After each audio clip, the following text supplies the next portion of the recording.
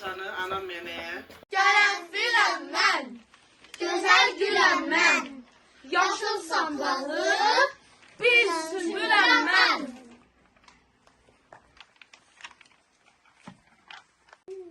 Zədələniblər. Ha. Bax, bu hansı güldür? Hansı güldür? Uşaqlar.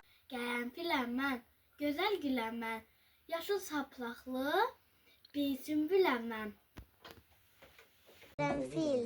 Qərənfil. Afərin sənə. Nə rəngdədir qərənfil? Qırmızı bir də yaşıl.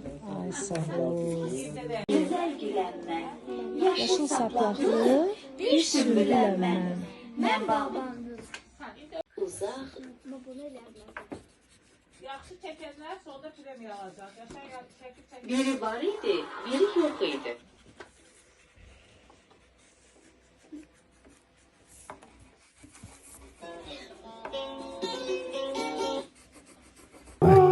Join you soon, very soon.